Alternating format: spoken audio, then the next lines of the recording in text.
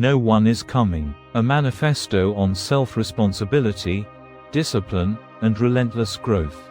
You are waiting for someone. Not consciously, perhaps. Not in words you would speak aloud. But every time you hesitate, every time you delay, every time you scroll instead of build, every time you hope instead of act, you are waiting. You are waiting for permission. For the right moment. For someone to believe in you first. For circumstances to align. For motivation to arrive like a visitor at your door. It is not coming. This is not harsh. This is kindness dressed in truth. The world does not need your permission granted by others. Your potential does not require external validation. Your dreams do not wait for consensus. They wait for you to stop waiting and start building. You have been sold a lie. The lie states that motivation comes first, then action follows. That you need to feel ready before you move. That inspiration is a prerequisite for effort. That you must be chosen by fortune, talent, or circumstance before you deserve success. This lie has cost you years. It will cost you more if you believe it today. The truth is inverted. Action creates motivation. Work generates inspiration. Discipline produces clarity. You do not wait to become strong. You become strong by showing up when weakness whispers that you should rest. Your life is not waiting for rescue. It is waiting for you. Every single day, you face a choice. You can remain in the comfort of potential, safe, untested, theoretical, or you can step into the discomfort of becoming. You can maintain the illusion that success happens to people like you someday, or you can accept that success is built by people like you today. Those are your only options. There is no third path. There is no passive route to an active destination. Welcome to another empowering episode of the Grow Every Week podcast, presented by Splendor YT, where every week, we dive deeper into the ideas that elevate your mindset, expand your potential, and transform the way you live and lead. This book will not comfort you. It will not validate your struggles or excuse your delays. It will not tell you that you deserve rest without work, reward without effort, or victory without discipline. If that is what you came for, close this now. You will only be frustrated. But if you came because you sense that something inside you is stronger than your circumstances, if you feel the weight of untapped potential, if you know that you are built for more than comfort and distraction, then read forward. This is for you. The world is increasingly designed to capture your attention and fragment your focus. Every notification, every algorithm, every perfectly curated image is competing to steal the one thing you cannot replace, your time. And with your time goes your potential. With your scattered focus goes your power. You will not reclaim your life through luck. You will not stumble into mastery. You will not wake up one day transformed by wishes. You will build yourself through discipline. Not the punishing discipline of shame or self-hatred. Not the brittle discipline of willpower that breaks under pressure. But the deep, structural discipline that becomes who you are. The kind of discipline that makes you reliable to yourself. The kind that builds identity. The kind that survives fatigue, doubt, and pain. This discipline creates freedom.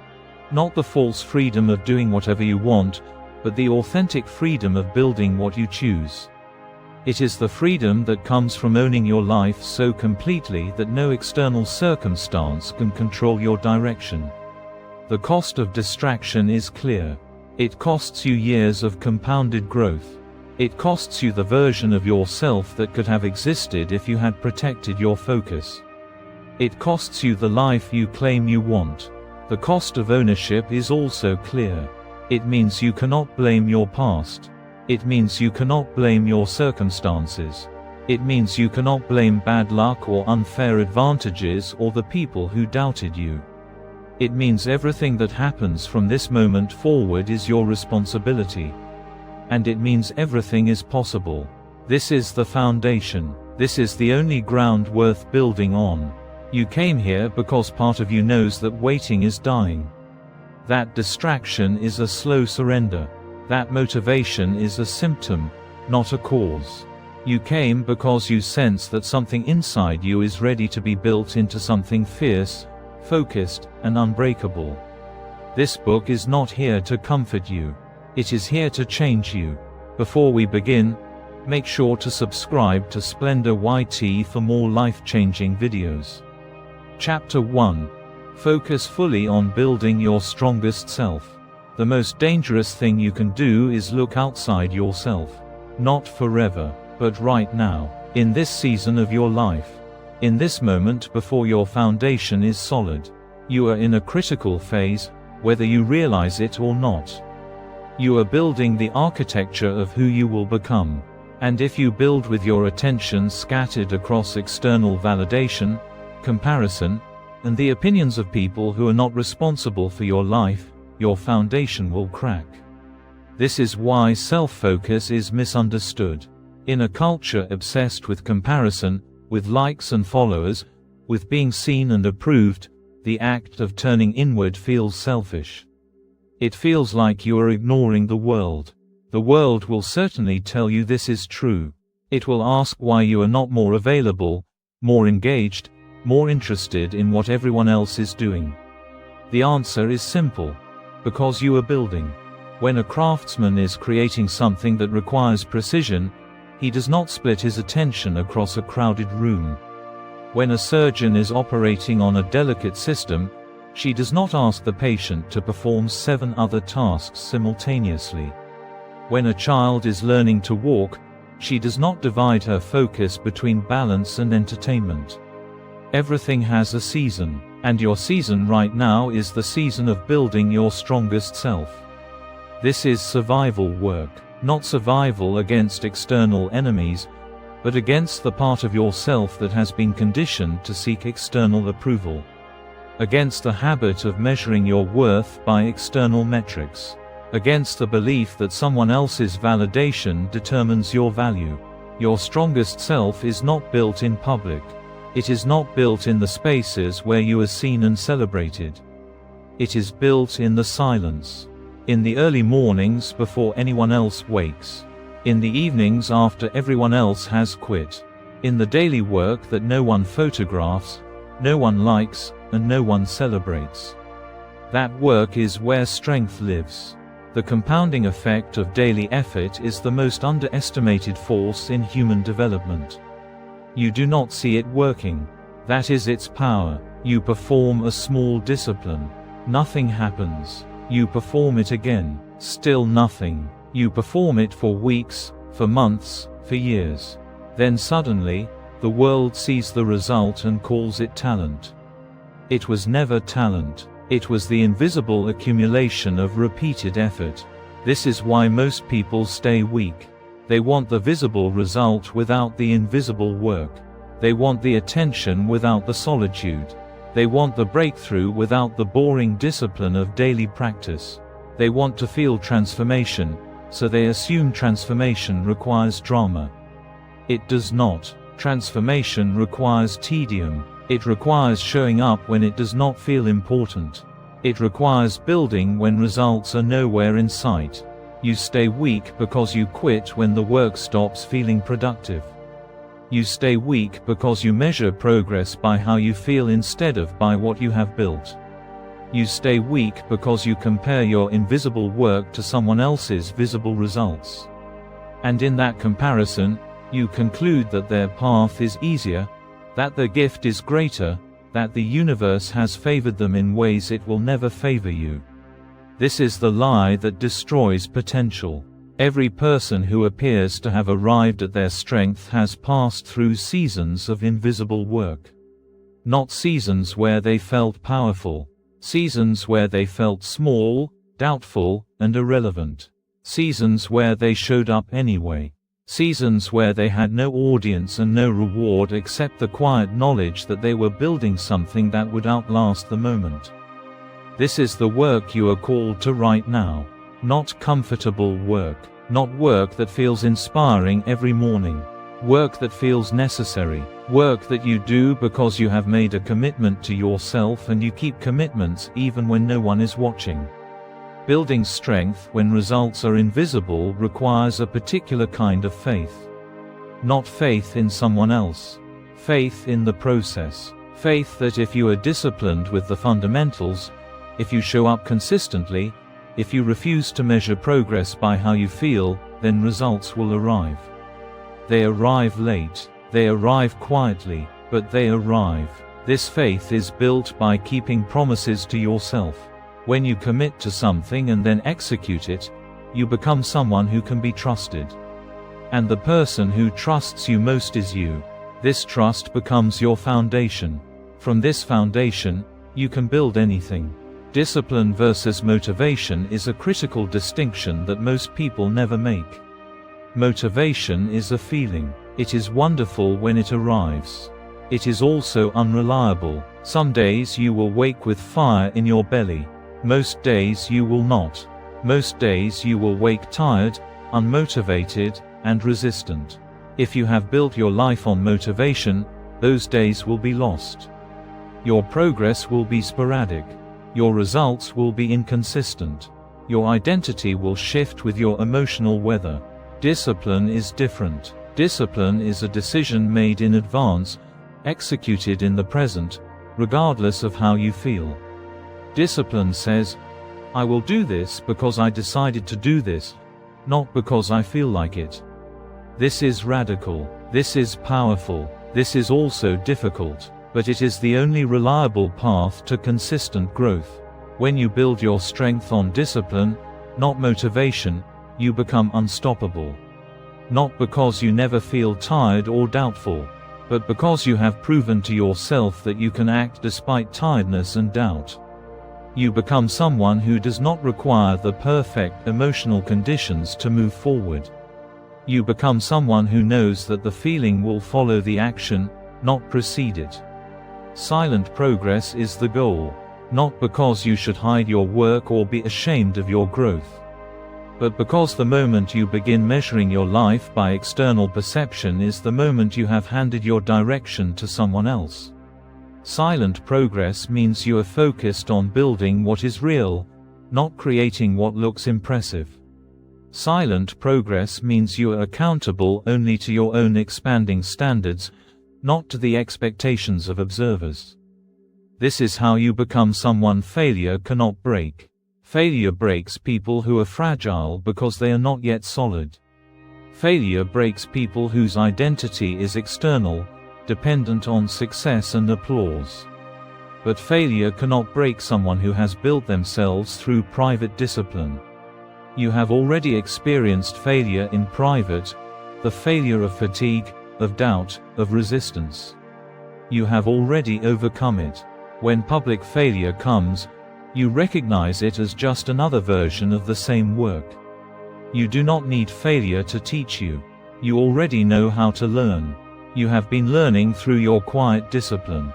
When others face setback, they face it as a shock. When you face it as a continuation of what you already know. Growth requires struggle. Strength requires resistance, and you have been building both. Strength is built when no one is watching. It is built in the moments when you could take the easy path and do not. When you could justify quitting and do not. When you could hide and do not. These moments are your foundation. They are the bedrock of everything that will come later. Every time you choose discipline over comfort, you are not just completing a task. You are building a version of yourself that is unshakable.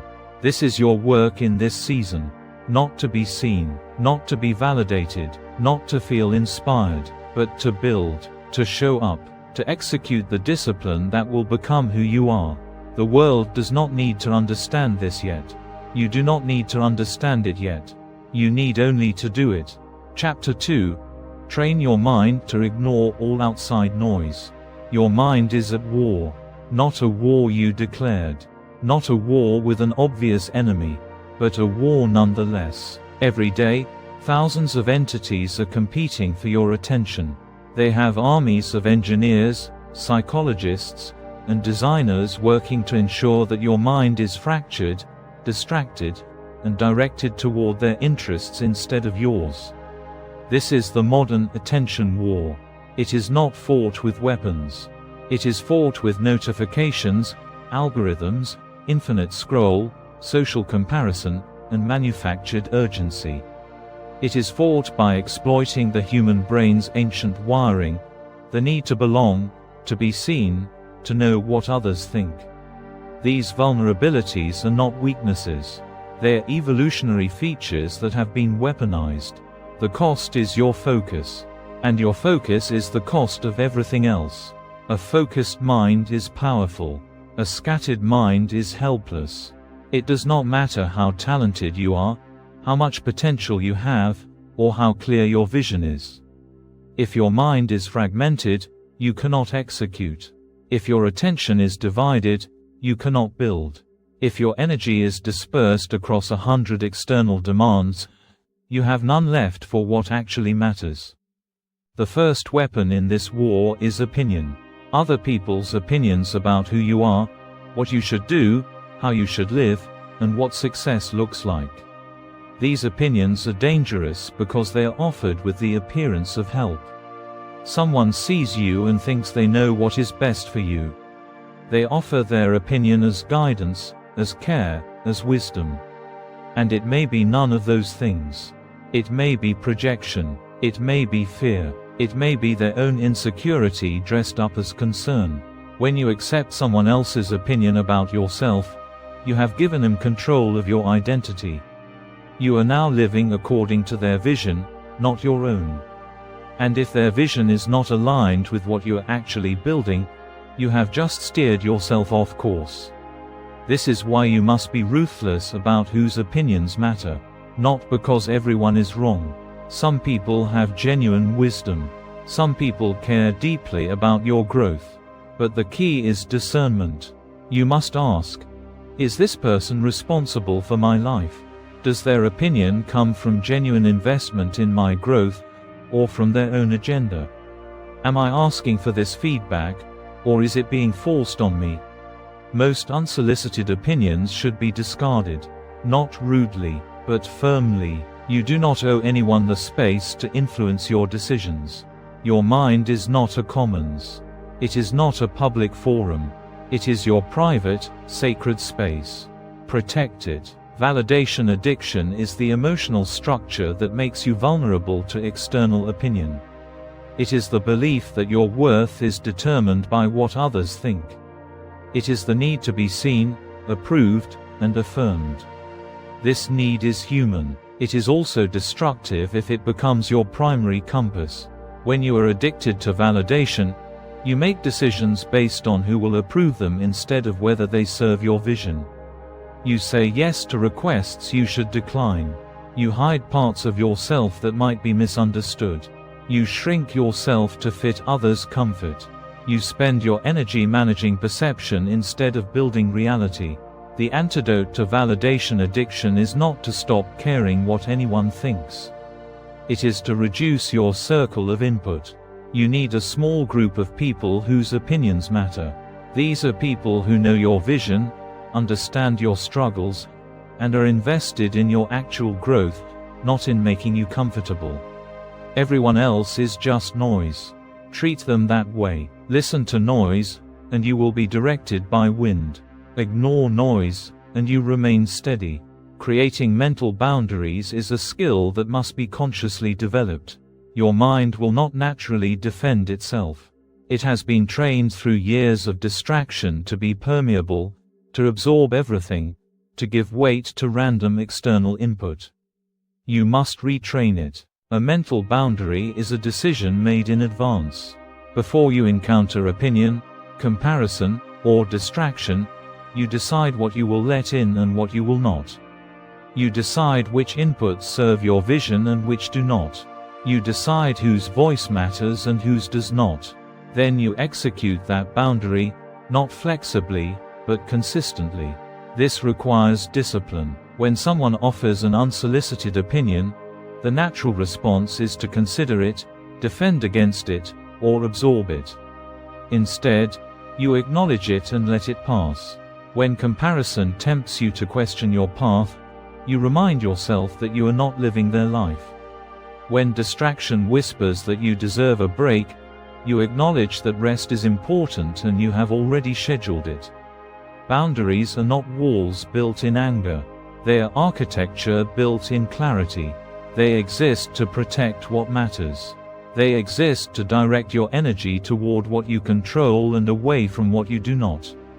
Choosing clarity over approval is the decision that changes everything. It is the moment you accept that you cannot have both. You cannot be fully yourself and fully approved. You cannot pursue a vision that matters and receive universal validation. The more specific your path, the fewer people will understand it. The more you commit to growth, the more you will disappoint people who prefer the version of you that was smaller. This is not loss. This is trade. You are trading shallow approval for deep fulfillment. You are trading the comfort of being understood for the power of being clear. This trade is worth it. But you must know it is a trade. You must accept the cost consciously. If you do not, you will spend years trying to have both, succeeding at neither. Learning to trust your internal compass is what happens after you stop trusting everyone else's. It is the slow rebuilding of your own knowing. Your inner compass is not something you need to develop from scratch. You already have one. It has just been drowned out by noise. When you go silent, when you remove yourself from the constant input of other people's opinions, expectations, and judgments. When you sit with yourself long enough to hear your own voice. That voice speaks. It is quiet, but it is clear. It knows what matters to you. It knows what you are built for. It knows the difference between what you want and what you think you should want. This voice is not selfish. It is not ignoring the world. It is connecting you to your authentic direction.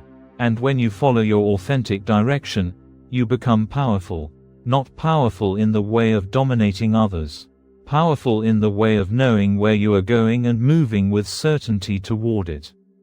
Silence as power is something the world does not teach. It teaches visibility, noise, constant broadcasting of your life.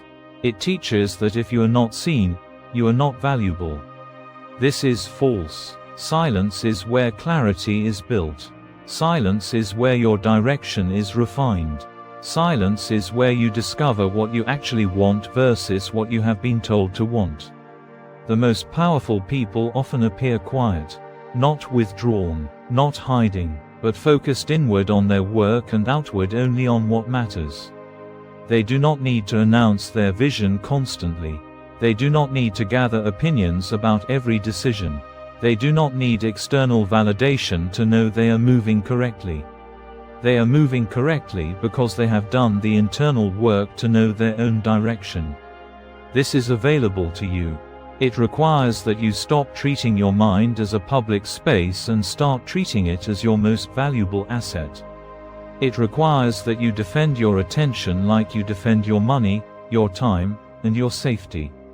It requires that you understand, truly understand, that your focus is limited and it is precious. A focused mind cannot be controlled. This is why controlling your attention is so valuable and so contested. A person with a scattered mind is easy to direct. Offer distraction, offer comparison, offer the next shiny thing, and they move. A person with a focused mind is immovable. They know where they are going.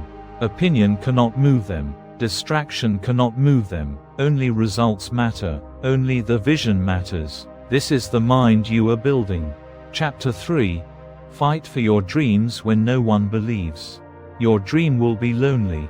Not the dream itself. The dream is clear. The dream is compelling. The dream pulls you forward even when nothing else does. But the commitment to the dream will be lonely.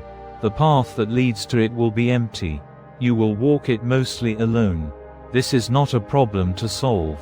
It is a condition to accept. When you commit to something that others do not understand, you enter territory that others cannot occupy. They cannot believe what they do not see. They cannot trust what they have not experienced. They cannot support what conflicts with their worldview or threatens their own comfort. This is not malice. This is simply human nature. And it is your new reality. Why others won't understand your vision is straightforward. Their life is built on different assumptions. They have measured success by different metrics. They have made peace with different limitations. When you present a vision that contradicts their choices, it is experienced as a judgment of their choices. It is not, but it feels that way. So they defend against it. They find reasons it will not work. They point out obstacles. They offer realistic guidance that is really just a request for you to become smaller. This is the emotional isolation that comes with serious vision. You cannot make it go away by explaining yourself better. You cannot solve it by recruiting more people to believe. You can only move through it. You can only continue while misunderstood. You can only build while lonely. This is the cost of anything that matters. The danger of shrinking dreams is that it feels like wisdom. Someone you trust points out the risk. They offer a smaller version of your vision that is more realistic. It is reasonable, it is safe, and it is a surrender. Every time you shrink your dream to make others comfortable, you shrink yourself. Over time, these compressions accumulate until you have negotiated yourself into a life that is not yours. Do not do this. The peace you gain from being understood is not worth the cost of being unlived. There is inner resistance and outer resistance. Outer resistance comes from the world. It comes from circumstances, obstacles, and people who do not believe. Inner resistance comes from you. It comes from fear, doubt, and the part of yourself that is still attached to comfort. The outer resistance cannot be eliminated. But the inner resistance is optional, and it is often more limiting. When you face outer resistance, when people doubt you, when circumstances are difficult, when the path is unclear, you can continue because you are fighting something outside yourself. You can be angry at the obstacle. You can be motivated by the opposition. But inner resistance is different. When you doubt yourself, when you negotiate with your own commitment, when you ask whether the dream is worth it, this is a war you cannot win from outside. You must win it from inside. Purpose over applause. This is the shift that separates people who finish from people who start. When your primary motivation is approval, you are vulnerable to every fluctuation in perception. When people celebrate, you surge forward. When people doubt, you falter. You are a boat without a rudder. But when your primary motivation is purpose, when you want the outcome more than you want the applause, you become unstoppable. Approval might come, it might not, but you are not watching for it. You are watching the work. This is freedom, not the freedom of ignoring the world. The freedom of not needing the world to validate your direction. Turning rejection into fuel is a skill. It is not something you are born with. It is something you build. In the beginning, rejection feels like failure. It feels like proof that your dream is not good enough. It feels like a sign that you should quit. But rejection is just feedback. It is information, and information is power if you use it correctly. What rejection proves is that you tried. What rejection proves is that you put something into the world instead of keeping it safe inside yourself. What rejection proves is that you are real, not theoretical. Some people will respect this. Most will not notice. A few will use it against you. None of this changes the fact that you tried. And trying is not failure. Trying is victory. Over time, if you are wise, you learn to separate the rejection from the judgment. The feedback might be valuable. The judgment is not. Someone rejecting your work does not mean they are judging your worth. But your ego will tell you this. Your ego will whisper that if they do not accept your vision, it is because something is wrong with you. Do not believe this. Something might be wrong with your execution. But that is a solvable problem. Your worth is not on trial. Walking alone without losing direction is the final skill in this triad. You will walk this path alone. Not forever, but in the critical season when your dream is most vulnerable, you will be mostly alone. Others will join later, once the path is visible and success is predictable. But in the beginning, it will be you. This is where most people quit. Not because the path is too difficult, but because the path is too quiet. No one is watching, no one is celebrating, no one is bearing witness to the work. You are building for an audience that does not yet exist. This is the test. When you are walking alone, you must become your own witness. You must celebrate your own effort. You must mark your own progress. You must be moved by the work itself, not by the recognition of the work. This is mature motivation. This is the kind that lasts. You also must trust that direction exists even when you cannot see the destination. Most people need to see the end point before they commit to the path. They want proof that the journey is worth it, but proof only comes after the journey is complete. In the beginning, there is only faith. Faith that the direction is right. Faith that if you move consistently, you will arrive somewhere that matters. This faith is not blind. You can feel direction. You know what pulls you forward and what pulls you backward. You know what feels aligned and what feels false. You know, at some deep level, that your vision is real. You do not need anyone else to know this. You need only to know it yourself. Dreams survive only when defended. Not defended against attack, although attack will come. Defended against the erosion of your own doubt. Defended against the slow compromise of your conviction. Defended against the moment when no one has looked for a while and you wonder whether the work matters. It matters. The work matters because you chose it. The work matters because it is pulling you towards something true. The work matters because every person who ever built anything real had to do exactly what you are doing now. Walk alone, build while misunderstood, and keep going despite silence. Chapter 4. Show up for yourself every single day. Consistency is the most underestimated force in human development. Not consistency that is convenient or consistent when you feel like it. Radical consistency. Showing up for yourself when no one is watching. Showing up when you are tired. Showing up when results are invisible. Showing up even though the voice in your head is offering 100 reasons why today is different, why you deserve a break, why this one day will not matter. This one day matters. Every one day matters. Because one day becomes 7 days, and 7 days becomes 30, and 30 becomes a year, and a year becomes the foundation of who you are. Why inconsistency destroys confidence is worth understanding. Every time you commit to something and then break that commitment, you teach yourself that your word does not matter. You become someone unreliable, not unreliable to others, necessarily, but unreliable to yourself. And the opinion of yourself is the only one that actually counts. If you are inconsistent, you cannot trust yourself to do what you say you will do.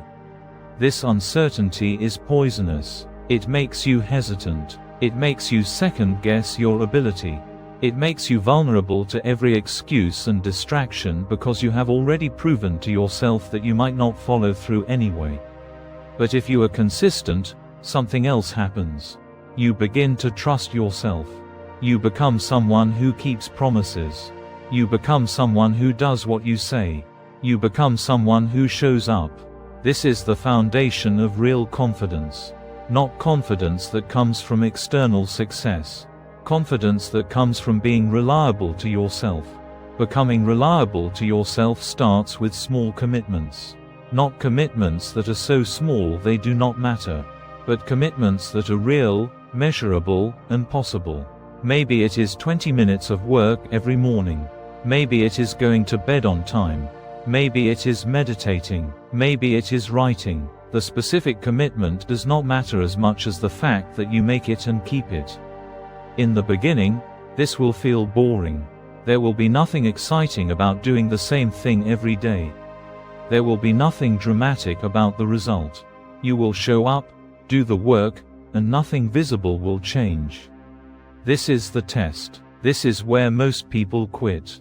They do the work for a week or a month, see no result, and assume the work is not working. They mistake the invisibility of growth for the absence of growth. Small actions, massive outcomes is the reality of consistent effort. One day of writing does not change you. 1 month of writing might not noticeably change you. But 1 year of writing changes you completely. You are not the same person. Your mind works differently. Your clarity deepens. Your ability strengthens. But none of this happened on any single day. All of it happened in the accumulation. This is why you must think in years, not days. Not in a way that makes you discouraged about how long it takes, but in a way that frees you from the need to see results daily. You are building architecture. Architecture is not visible until it is complete. But the foundation is no less real for being invisible. So you build it, day after day, without fanfare, without external reward, because you have made a commitment. Discipline as self-respect is the frame that makes consistency sustainable. You show up not because you have to, not because someone is watching, not because results are guaranteed. You show up because you respect yourself too much to betray yourself. You respect yourself too much to be someone who talks about things without doing them. You respect yourself too much to treat your own commitments as optional. This is a shift in perspective. Most people view discipline as punishment, as denial, as resisting what they want to do. But this is backwards. Discipline is honoring what you actually want at a deeper level. You want to build. Discipline is what makes building possible. You want to be proud of yourself. Discipline is what creates that pride.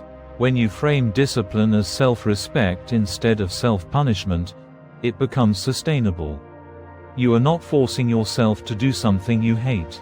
You are honoring yourself by acting in alignment with your values.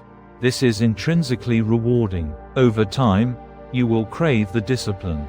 You will crave the feeling of showing up. You will crave the evidence of your own integrity. Boring days and invisible work is the actual content of achievement, not the exciting breakthrough moments. Those are nice, but they are rare. And they are only possible because of thousands of boring days.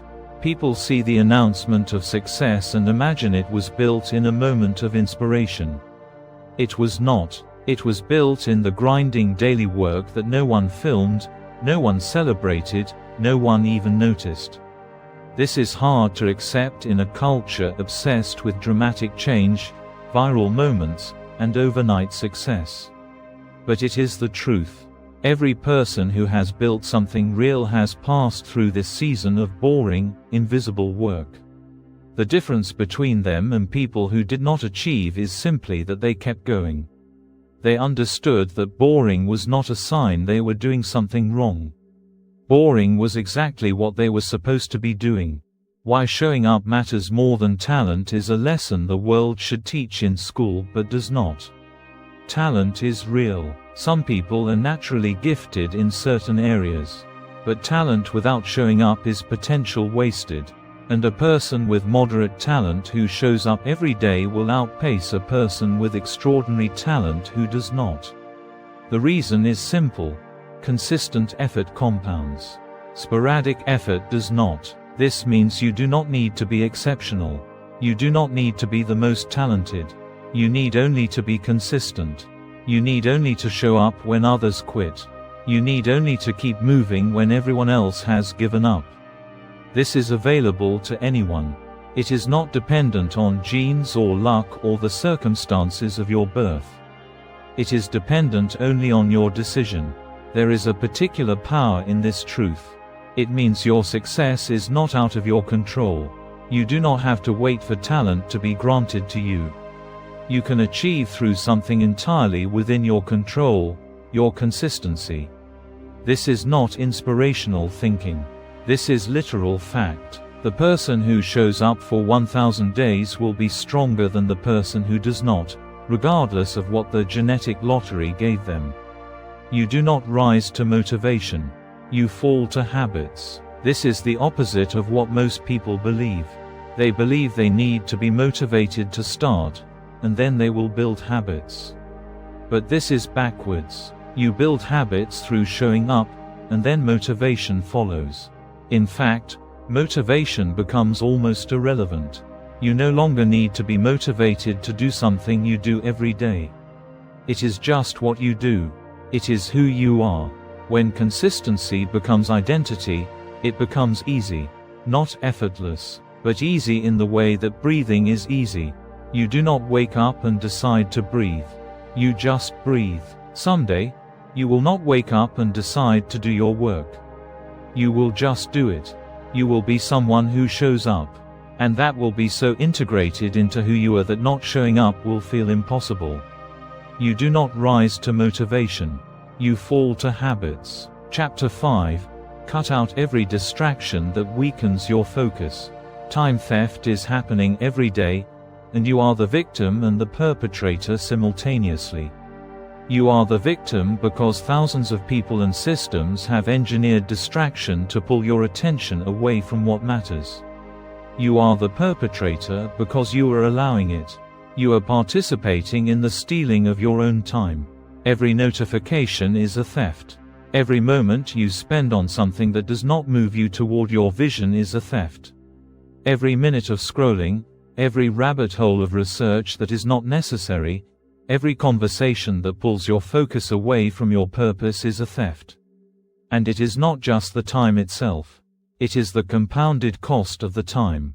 Attention operates like money. You have a limited amount.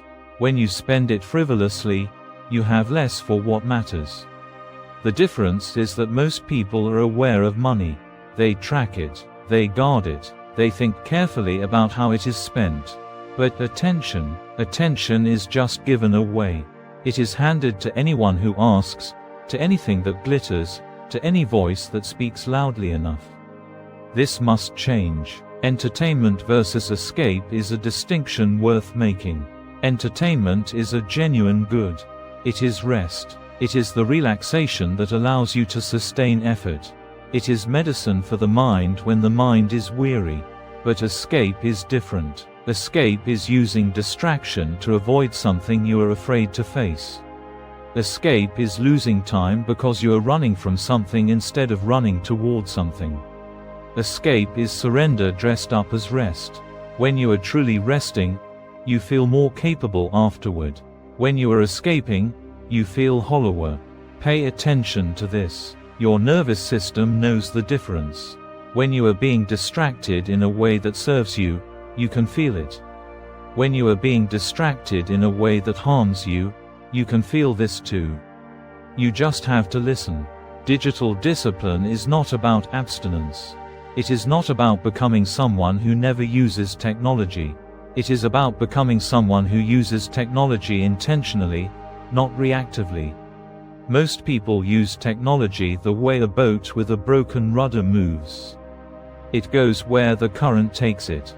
But you need to be someone who decides in advance where you are going and moves with intention. This requires deliberate choices made before you are tempted. Turn off notifications. All of them. You do not need a ding to tell you that someone has liked your photo. You do not need an alert to know the world is happening. Delete apps that pull you away from your vision. Set time limits. Remove your phone from your workspace. Create physical and technical barriers between yourself and distraction. These are not restrictions. They are architecture. You are designing your environment to support your choices instead of undermine them. You are making it easier to do what you decided to do and harder to do what you did not decide to do. Environmental design is the less obvious side of digital discipline. It is the shape of your physical space. If your desk faces a television, your focus will be pulled toward the television. If your room is cluttered with distractions, your mind will be cluttered. If your devices are within arm's reach, you will reach for them. But if your workspace is designed to minimize distraction and maximize focus, If there is nothing visible that competes with your work, if the physical architecture itself is directing your attention toward what matters, then staying focused becomes much easier. This applies to your life more broadly. Who do you spend time with? Are these people pulling you toward your vision or away from it? What media do you consume? Does it feed your growth or distract from it? What are the physical spaces you occupy? Are they designed to support what you are building? Most people never ask these questions. They simply exist in whatever environment they find themselves in. But you are not most people. You are designing your life intentionally.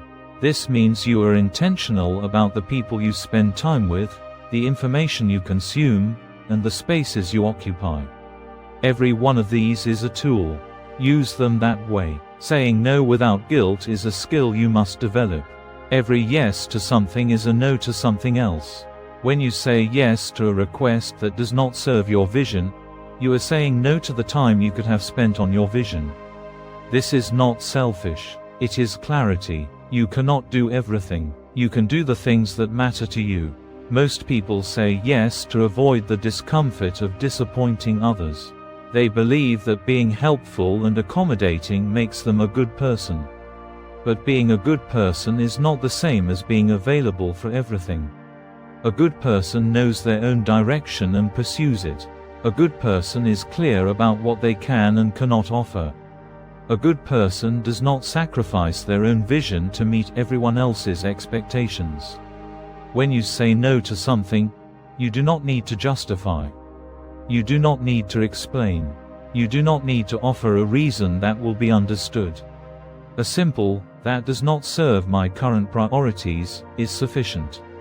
If the person cannot accept this, that is their problem. You have already set your boundary. You have already communicated your choice. You have already honored yourself.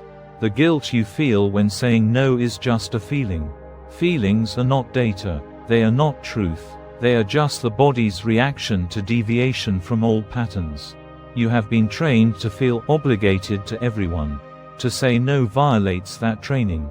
So your body signals discomfort. This is normal. It is also not a reason to override your boundary. Feel the guilt and say no anyway. Fear disguised as distraction is the deepest form of avoidance. You might think you are distracted because the world is demanding. But often, you are distracted because the work is hard. You might think you are busy, but often, you are avoiding the thing that would require you to be brave. When something truly matters to you, your mind will find 1,000 ways to not work on it. It will find emails to answer. It will find news to check. It will find conversations to have. Anything to avoid the discomfort of facing something difficult. Recognize this pattern. When you notice yourself reaching for distraction, pause. Ask yourself, what am I avoiding? What does this distraction protect me from? Usually, the answer is fear. Fear of failure. Fear of inadequacy. Fear of being revealed as not good enough. Fear that your work is not worthy. Once you see the pattern, you have a choice. You can continue to let fear direct you through distraction. Or you can face the fear and move forward anyway. You can sit with the discomfort of the difficult work. You can move forward despite the voice telling you it is not good enough. You can choose courage over comfort. Focus as a skill, not a gift, is the most liberating understanding. Most people believe they either have focus or they do not. They believe it is something you are born with. This is false. Focus is a skill. Like any skill, it can be developed. It atrophies if you do not use it. It strengthens if you practice. The practice is simple. When your attention drifts, redirect it. Again and again, thousands of times. This is not punishment. This is training. You are training your mind to move where you direct it instead of being pulled by every stimulus. You are training your attention to be an instrument, not a victim. In the beginning, focus will feel impossible. Your mind will wander. Distractions will feel irresistible. But if you keep redirecting, If you keep pulling your attention back to what matters, eventually something shifts.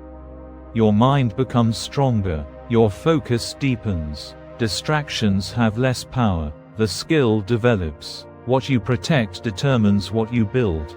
This is true of your time. This is true of your energy. This is true of your attention. If you do not protect your focus, it will be stolen from you. Not dramatically, but gradually, day by day, until you look up and realize you have spent years on things that do not matter. Protect your focus like you protect your safety. Be paranoid about what you let in. Be suspicious of every request for your attention. Be willing to say no to good things in service of great things. Be willing to be misunderstood. Be willing to disappoint people who believe you should be available.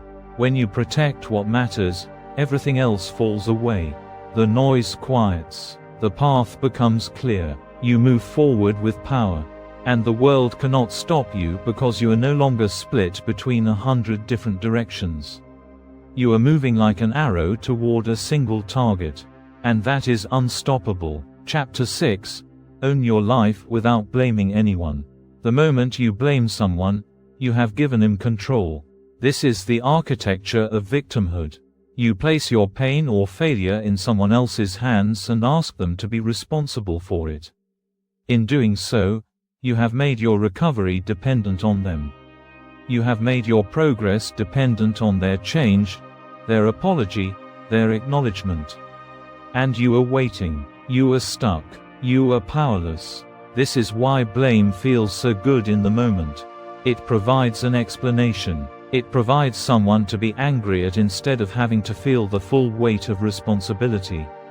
It is easier to be angry at them than to look at yourself and ask, what is my part in this? What did I do or not do? What do I need to change? These are harder questions, but they are the only questions that lead to power. Why blame feels good but destroys progress is worth understanding deeply. The human mind loves a narrative. It loves a story with a villain. Someone did this to you.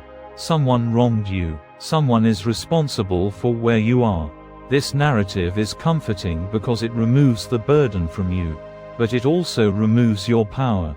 Because if someone else is responsible, then someone else has to change for you to move forward. And you cannot control them. The moment you accept complete responsibility for your life is the moment everything changes. Not because the external circumstances change, but because you change. You stop waiting for permission or apology or conditions to align. You start building from where you are. You start working with what you have. You start moving, even if it is hard, even if it is unfair, even if the odds are against you. This is not about denying that bad things happened. They may have. You may have been genuinely wronged. You may have faced genuine obstacles. But your future is not determined by what happened. Your future is determined by what you do now, by the choices you make moving forward, by the responsibility you take for your own direction. Victim mindset versus builder mindset is the most significant distinction in how people live. The victim mindset asks, why did this happen to me? What did I do to deserve this? How is the world unfair? These questions feel justified, but they do not lead anywhere. They lead to bitterness. They lead to a life spent explaining why you have not achieved what you could have. The builder mindset asks different questions. What can I do about this?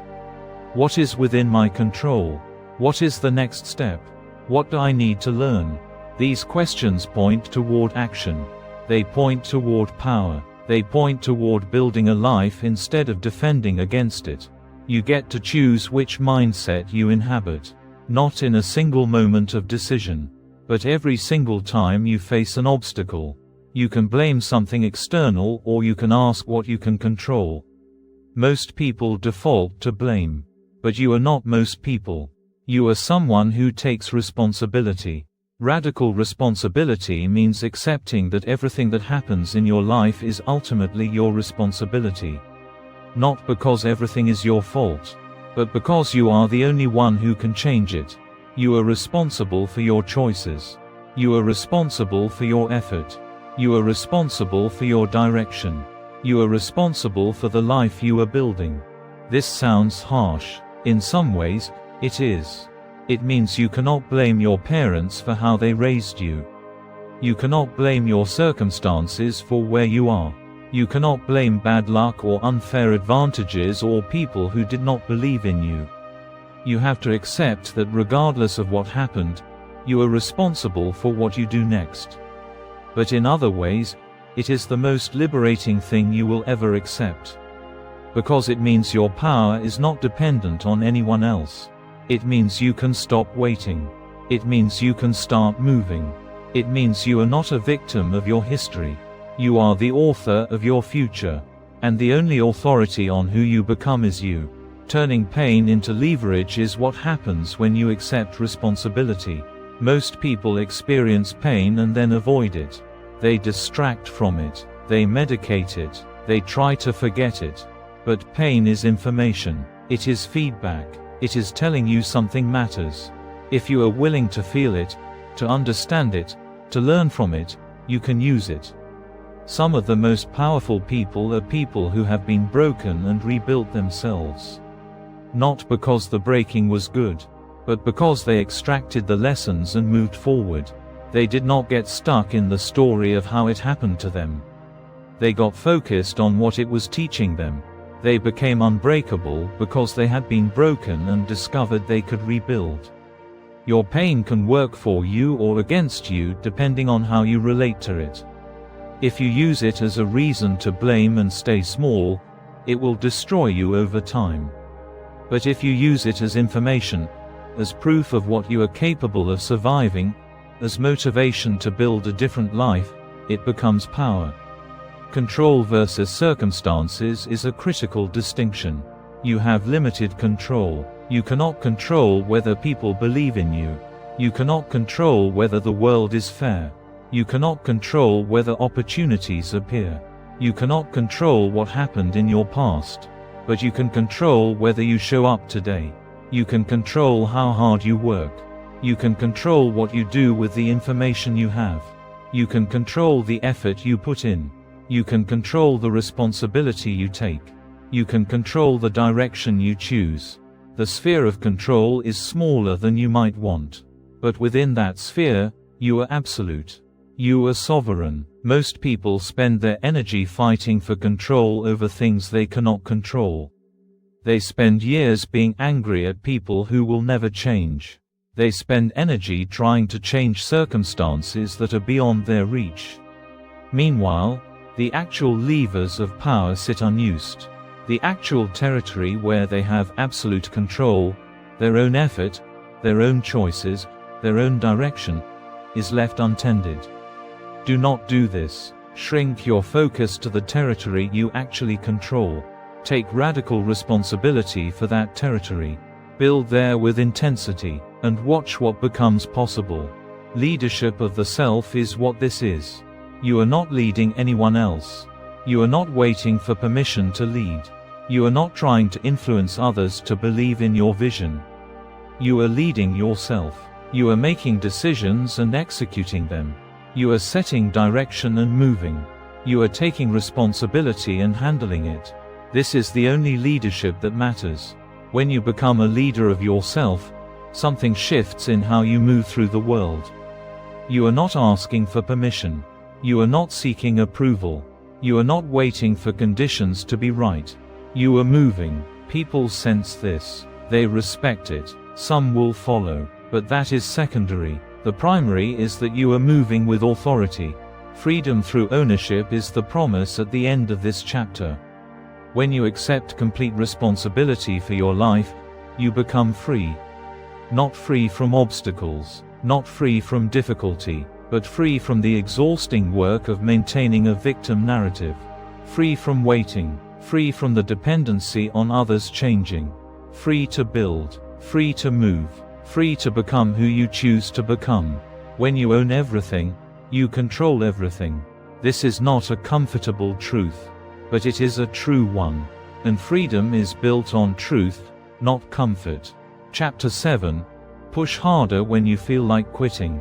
This is the chapter where you will learn the most important skill in building anything that matters: continuing when you do not want to.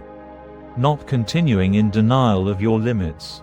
Not continuing in destructive pushing that breaks you, but continuing through the emotional exhaustion that makes you want to quit. Continuing through the doubt that whispers you are not good enough.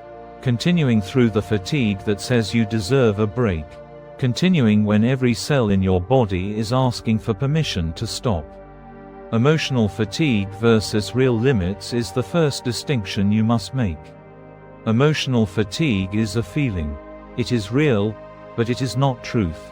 It is your nervous system reacting to difficulty. It is your mind protecting you from discomfort. It is not a message that you actually cannot continue. Real limits are different. Real limits are about physical safety, about actual injury, about rest that is genuinely necessary. Most of what feels like a real limit is actually emotional fatigue. And emotional fatigue responds to pushing through. When you push through it, it dissolves. When you quit because of it, you teach yourself that emotion is law. You teach yourself that how you feel is the boundary. And this creates a fragile person. A strong person knows the difference. They know when they are genuinely depleted and rest is necessary. But they also know when they are just emotionally tired and continuing is possible. They push through the emotional fatigue. They do the work despite the feeling. And in doing this, they build resilience. The quitting threshold is a real thing. It is the point where the emotional discomfort reaches a peak and begins to actually decrease. Most people do not know where this threshold is. So they quit right at the point where it hurts most. They quit at the moment just before relief would have come. If they had pushed one more minute, one more hour, the difficulty would have begun to ease. But they do not know this. So they quit, and they never experience the other side. Learning to recognize this threshold is crucial. When you push past it a few times, you begin to understand it. You recognize the peak. You know that the worst moment is not the point of breakdown, but the point just before breakthrough. You continue, and you break through, and you discover that you are stronger than you thought. Pain as a signal of growth is a reality. Not all pain, but the particular pain of difficulty. The pain of working at your edge. The pain of facing what you do not know how to do yet. This pain is information. It is telling you that you are in the zone of growth. You are beyond what is comfortable. You are at the frontier of who you are becoming. When you feel this pain, you have a choice. You can retreat to comfort and never grow. Or you can accept the pain as proof that you are in the right place, doing the right thing, growing in the right direction. You can lean into it. You can acknowledge it and continue anyway. Over time, you become someone who does not fear pain. Not because you enjoy suffering, but because you have discovered that pain and growth are inseparable. Every person who has ever built something difficult has passed through pain. The pain is not optional, but the response to pain is. You can use it as a reason to quit.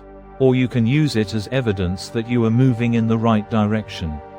Loyalty to future self is the frame that makes continuing possible. When you want to quit, you are experiencing present discomfort. Your present mind is asking for relief. But you are not just living in the present. You are building the future.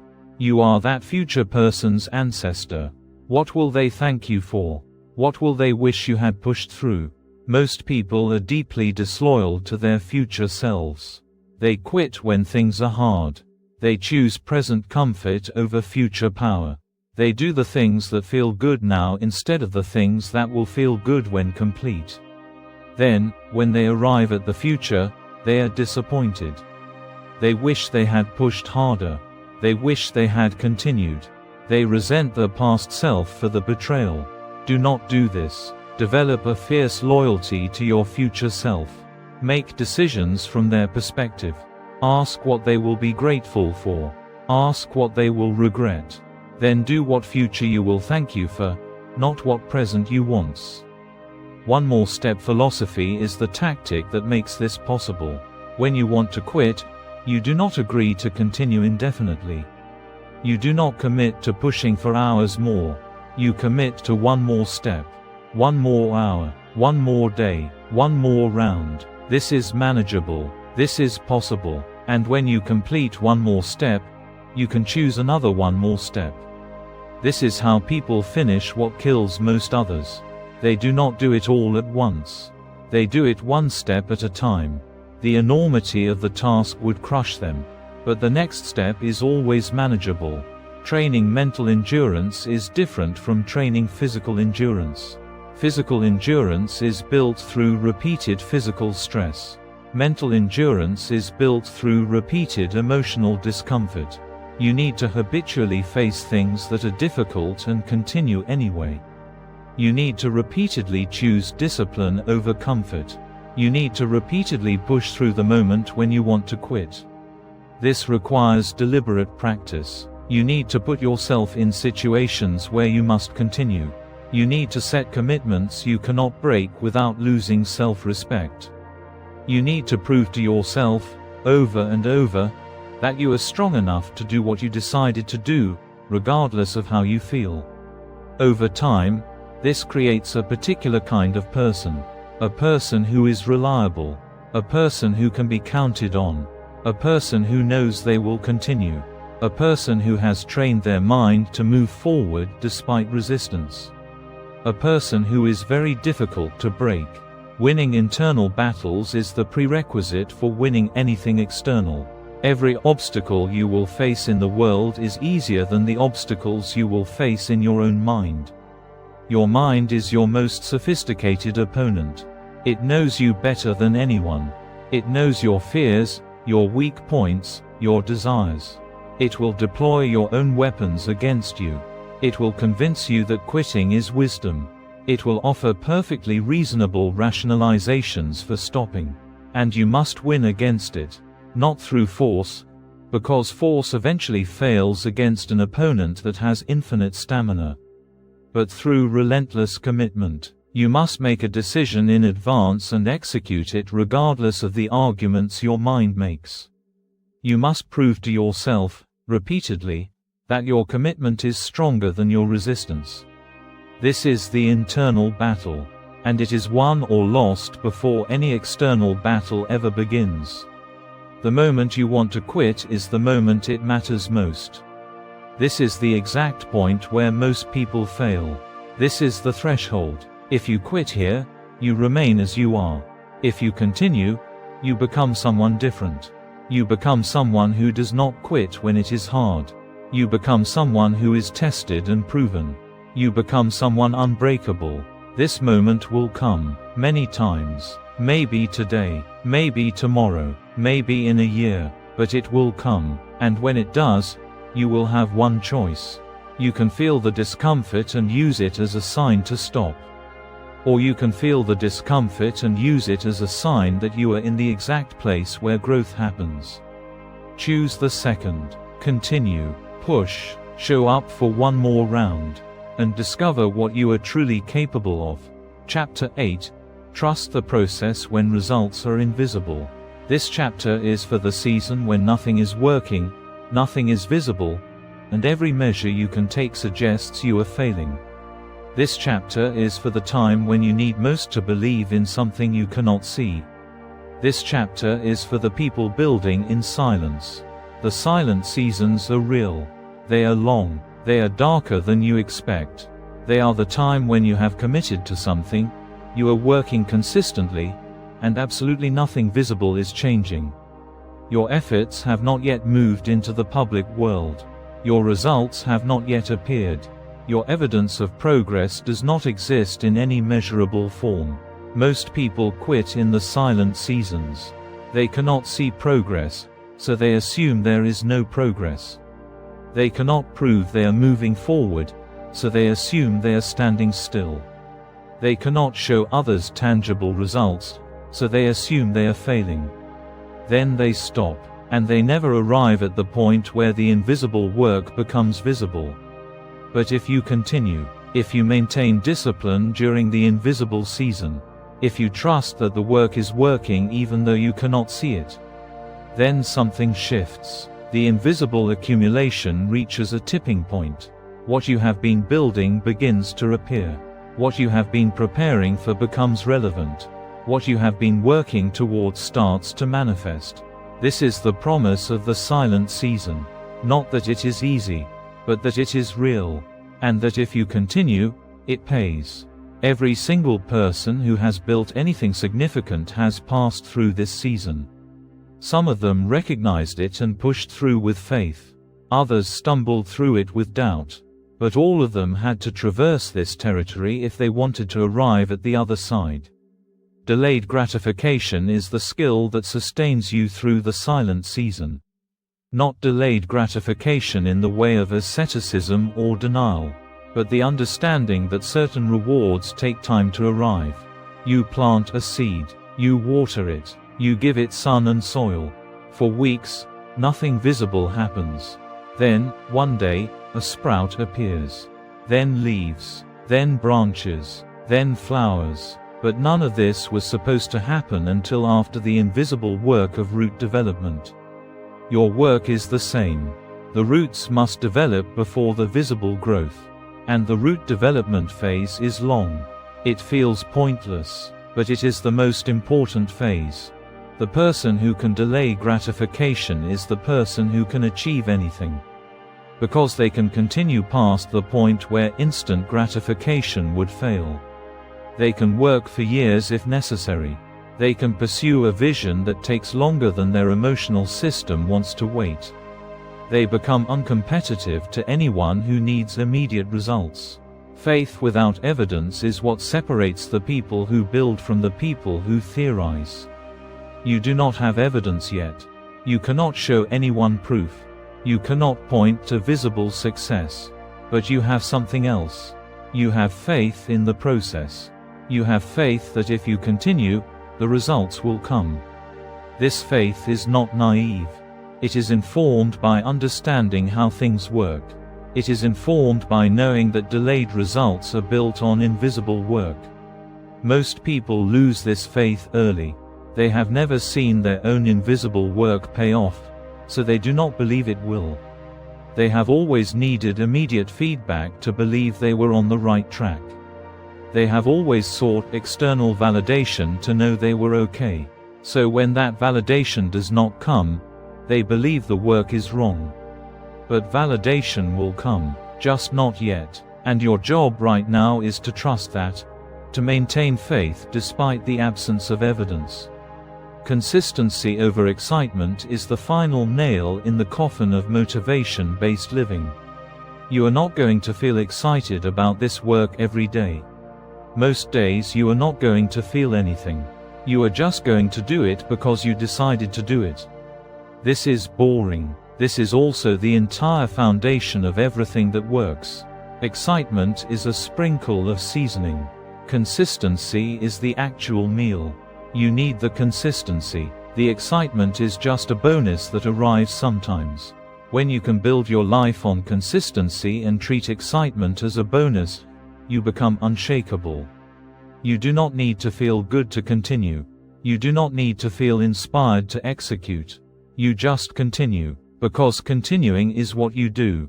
Compounding discipline is the mathematical reality that makes silent seasons productive. A small effort repeated compounded over time produces massive results. Not linearly, exponentially. This is not metaphor. This is math. And math does not care whether you believe it.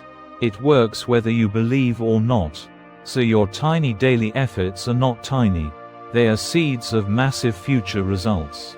Each day adds to the previous day. Each week builds on the previous week. Each month compounds the previous month. Over a year, what was invisible becomes visible. Over several years, what was invisible becomes undeniable.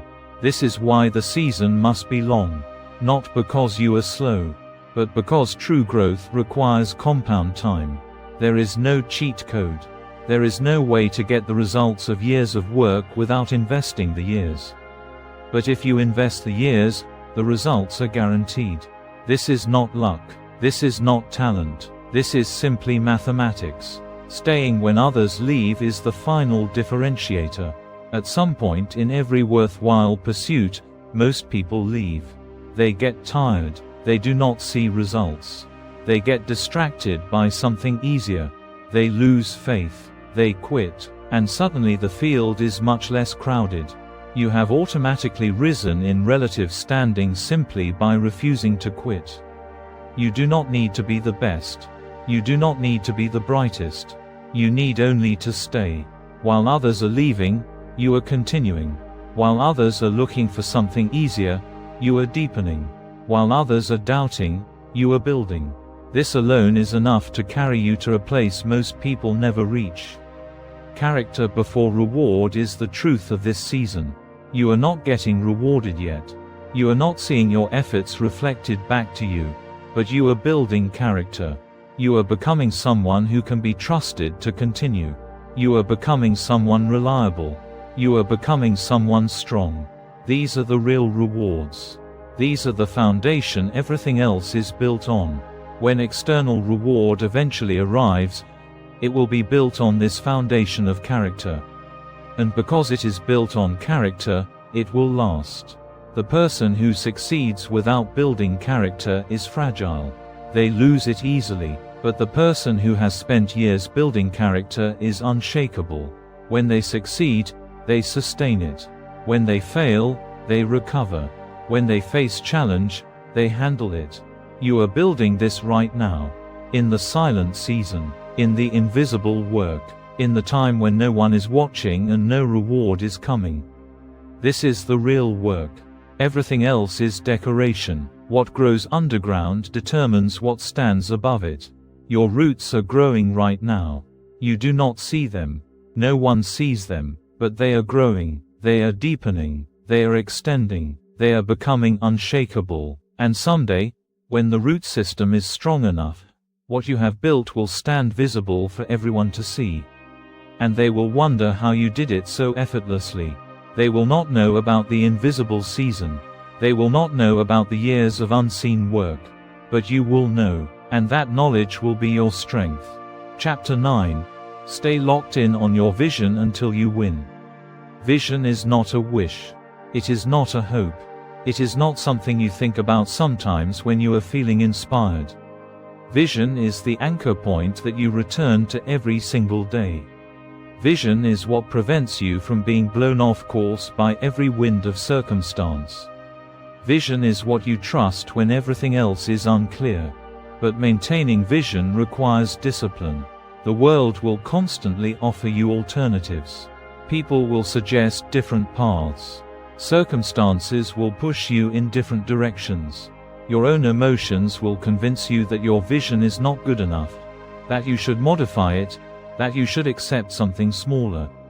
The discipline of vision is the discipline of saying no to all of these alternatives and continuing to move in the direction you chose. Defining a non-negotiable vision is the first step. This is not a gentle goal that you might work on if you get around to it. This is a vision that is non-negotiable. It is something you have decided matters enough to structure your entire life around. It is something you are willing to endure discomfort for.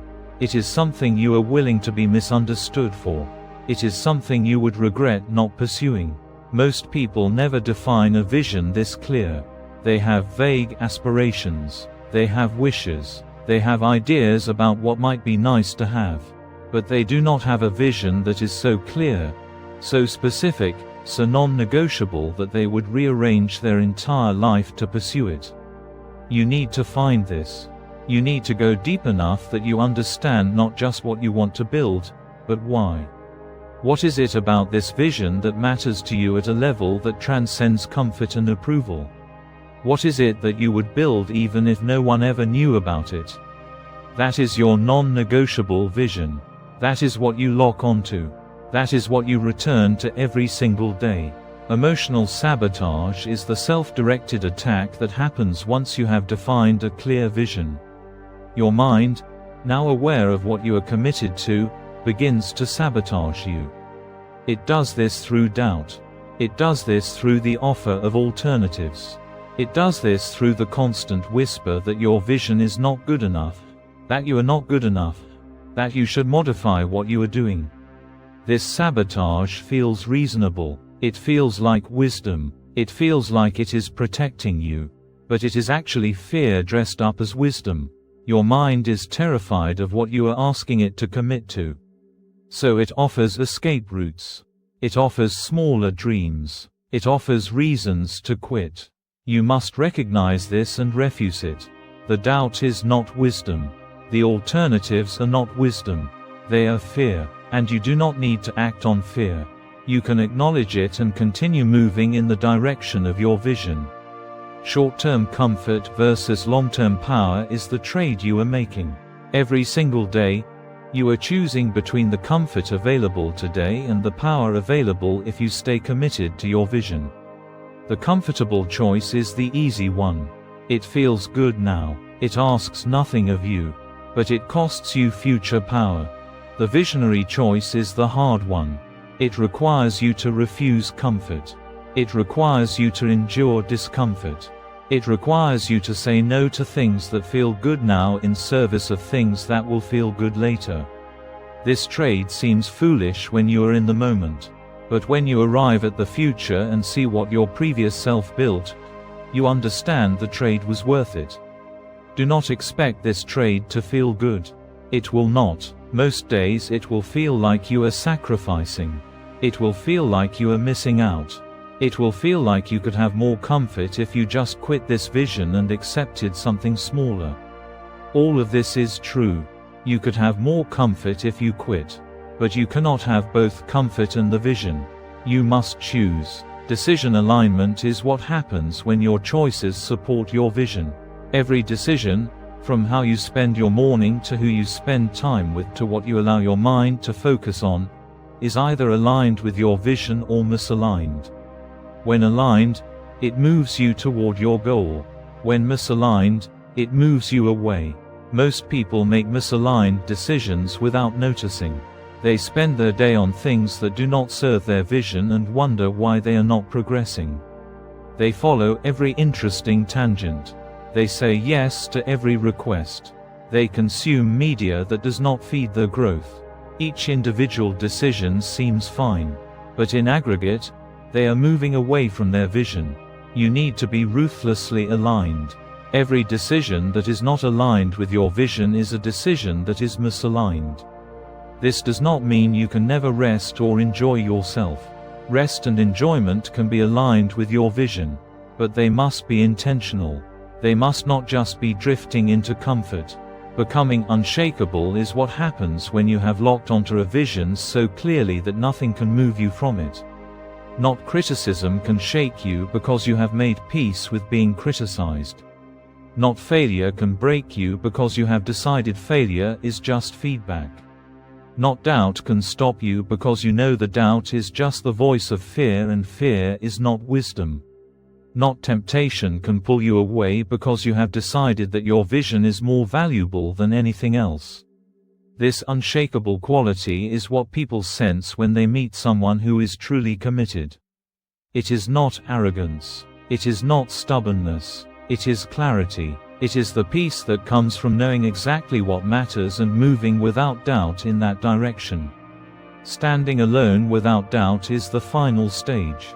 By this point, you are so clear about your vision that you need no external validation. You do not need others to believe. You do not need proof that you are on the right track.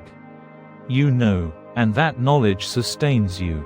You can walk alone. You can face criticism. You can endure silence. You can continue without applause. Because your vision is enough. Burn the exit plan is the final discipline. You can allow yourself to keep a backup plan. An escape route, a smaller vision that you can fall back to if the main vision gets too hard. As long as you have this exit plan, you have divided your commitment. Part of you is still open to leaving. You must burn this exit plan. Not metaphorically, actually. Cut off the possibility of retreat. Make your vision the only path forward. This is terrifying, but it is also liberating. When retreat is impossible, You move forward with your entire being. When you know there is no exit plan, you stop considering the possibility of leaving. You commit fully, and this full commitment is what makes the vision possible. Winning is inevitable when quitting is removed. This is the promise of burned bridges and locked-in vision. You have committed so completely that quitting is not an option. You have removed the possibility of retreat. You have stated, internally, that this matters more than comfort. You have locked onto a direction that nothing can move you from. Given this commitment, winning is not a matter of if but when. You will arrive at your vision. Not easily, not quickly, but inevitably, because you have made it inevitable. You have removed all alternative paths. You have committed your entire being. You have locked in, and no force on earth can stop someone who has locked in completely. Chapter 10. Rise again, no matter how many times you fall. Failure is not the opposite of success. Failure is the prerequisite of success. Every person who has built something that matters has failed repeatedly, not as an anomaly, but as part of the standard process.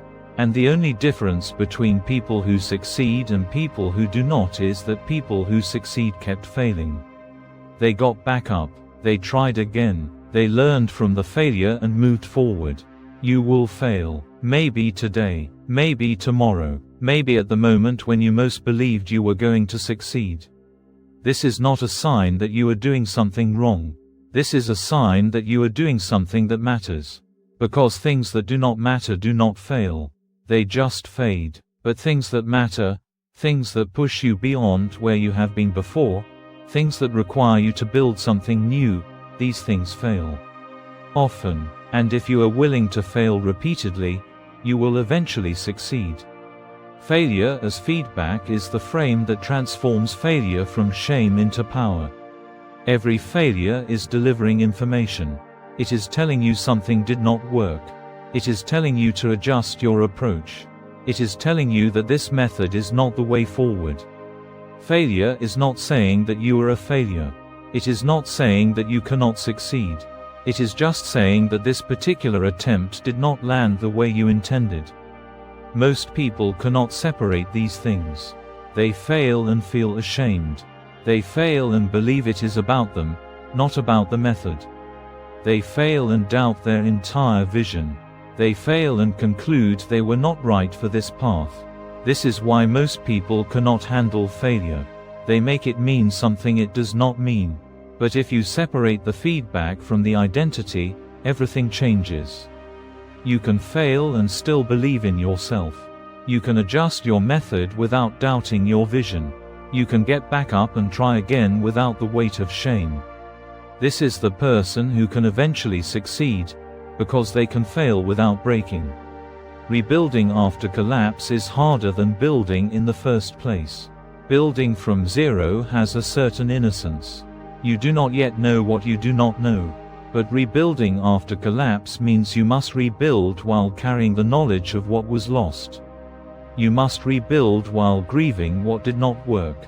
You must rebuild while doubting whether you can build again. And you must do this anyway. You must gather your strength and begin again. Not at the beginning. You have passed the beginning. You have learned what works and what does not. But you must begin the next iteration. You must make the adjustments you have learned.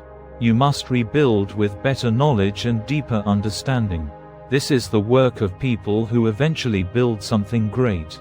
Not people who succeed on the first try. People who fail, learn, and rebuild. People who fail again, learn more, and rebuild again. People who understand that success is not a single achievement but a process of repeated failure and rebuilding. Rising without clarity is one of the hardest things you will do. In the collapse, you have lost not just the structure you built, but often your sense of direction. You are confused. You are grieving. You are doubting. And you must rise without being able to see where you are going. You must take the next step even though the path ahead is not clear. This is where faith returns. Faith that if you keep moving, the path will reveal itself. Faith that the direction will become clear as you move. Faith that you do not need to see the entire journey to take the next step. You just take the next step, and the next, and the next, and gradually, the path becomes clear. Strength through repetition is the reality of recovery from failure. You do not become strong because you succeeded once. You become strong because you failed multiple times and got back up each time. Each failure is an opportunity to build more resilience. Each recovery is an opportunity to demonstrate that you will not be broken. The person who has failed 5 times and continued is stronger than the person who succeeded on the first try. Not because they are more talented, but because they have been tested and passed the test. They have proven to themselves that they can continue even after collapse. They know what they are capable of, and this knowledge makes them powerful. Identity after setbacks is the part of recovery that most people miss. A setback tests not just your methods, but your identity. You thought you were someone who could build. The setback tells you maybe you are not. You thought you were strong. The setback tells you maybe you are weak. And you must choose. Do you accept this new narrative about yourself? Or do you reject it and maintain your identity despite the setback? The only way to maintain your identity through a setback is to separate your identity from your outcomes. You are not your success or failure. You are someone who keeps going. You are someone who keeps learning. You are someone who keeps building. These qualities do not disappear because one attempt failed. They are you. They are the bedrock. The outcome is just the result of one particular attempt. When you understand this, setbacks no longer threaten your identity. They are just data, just another attempt, just another round of learning. Your identity remains intact, and you can rise again without the weight of shame and self-doubt. Pain as refinement is the understanding that every failure burns away impurities. It burns away false confidence. It burns away methods that did not work. It burns away beliefs that were not true. What remains after the burning is stronger.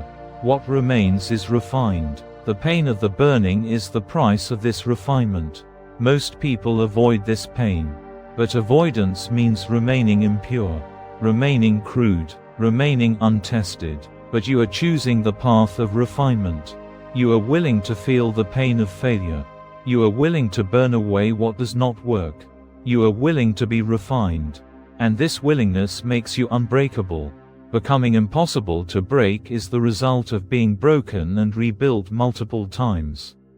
Not because you are unfeeling, but because you have proven to yourself that breaking is not the end. Breaking is the beginning of the rebuild. And you have rebuilt many times. So breaking no longer terrifies you. It is just the next iteration. This makes you impossible to break, not because you cannot fall, but because you cannot stay down. Someone breaks you. You get back up. Someone tears down what you built. You rebuild. Someone tells you it is impossible. You continue anyway. Someone tries to make you quit. You continue even harder. There is no force that can keep you down because you have made a decision. You will continue. This is the power of the person who has learned to rise. Not the power of never falling, but the power of always rising. The power of continuing after collapse. The power of rebuilding after destruction. The power of maintaining identity despite setback. The power of extracting lessons from every failure. The power of being refined by pain instead of destroyed by it. You are not finished. You are forged. Final closing, the commitment. You have reached the end of this book, but you are at the beginning of what matters.